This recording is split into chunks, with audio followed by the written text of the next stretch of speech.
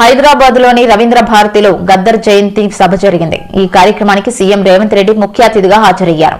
ఈ సందర్భంగా కీలక వ్యాఖ్యలు చేశారు. బీజేపీ బండి సంజయ్ కేసీఆర్ పై ఆగ్రహం వ్యక్తం చేశారు. గద్దర్ తెలంగాణ ప్రజల గుండెల్లో ఉన్నారని వ్యాఖ్యానించారు. గద్దర్ కుటుంబం సర్వం కోల్పోయింది. వారు ఏనాడు కంటి నిండా నిద్రపోలేదని ముఖ్యమంత్రి రేవంత్ రెడ్డి వ్యాఖ్యానించారు. నిరంతరం గద్దర్ ప్రజల్లో ఉన్నారన్న సీఎం తన గళంతో సమాజానికి స్ఫూర్తినిచ్చారని కొనియాడారు. గద్దర్తో తనకు ఎంతో అనుబంధం ఉందని గుర్తు చేసుకున్నారు. గత పదేళ్లలో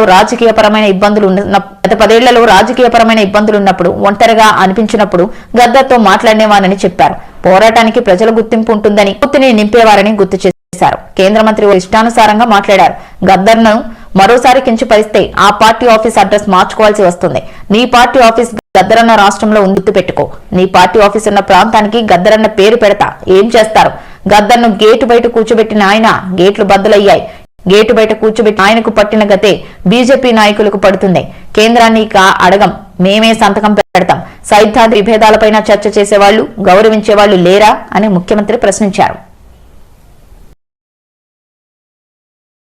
పద్మశ్రీ ఇచ్చేది మేం కదా అనుకుంటున్నావు, కానీ నీ పార్టీ ఆఫీసు గద్దరన్న రాష్ట్రంలో ఉంది. ఆ సంగతి మర్చిపోవద్దు.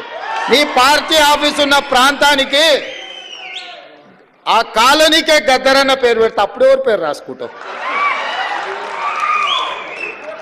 గద్దరన్న గురించి ఎంత చెప్పినా తక్కువే. గద్దరన్న లేకపోవడం అనేది గద్దరన్న కుటుంబానికే కాదు, యావత్ తెలంగాణ రాష్ట్రానికే కాదు, యావత్ సమాజానికి తీరని లోటు. ఎందుకంటే జీవితాంతం తపన పడి చివరి రక్తం బొట్టు దాకా ఎన్నో ఆటుపోట్లు ఎన్ని ఎదురైనా కూడా లక్ష్యాన్ని వీడకుండా మరి ప్రజానాట్య మండలి, మరి వాగ్గేయకారుడు, అట్లాగే తెలంగాణ గర్వించదగ్గ బిడ్డ ఈ మధ్యన మన మధ్యలో లేకపోవడం దురదృష్టకరం. రోజున గద్దరన్న లక్ష్యం ఒకటే, అంటే తాడిత పీడిత వర్గం యొక్క బతుకులనేది తరతరాల నుంచి కూడా అడుగంటిపోయినటువంటి ఈ యొక్క జీవనం ఏవైతుందో అందరికి కూడా సమానత్వం రావాలి, సమసమాజ స్థాపన జరగాలి, కుల రహిత సమాజం ఏర్పడాలి, అందరూ కూడా తలెత్తుకుని గౌరవంగా బతకాలన్నటువంటి లక్ష్యంతో యావత్ భారతదేశం తిరిగి ఆ లక్ష్యం కోసమే వేదిక ఏదైనా, పంతా ఏదైనా అంతిమంగా లక్ష్యం అనేది ప్రధానం. మరి ఎన్నో ఒడిదుడుకులు, ఆఖరికి బుల్లెట్ వెన్నులో ఉన్నా కూడా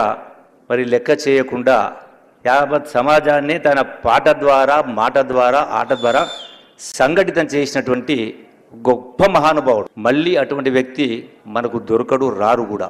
అంటే తెలంగాణ రాష్ట్రం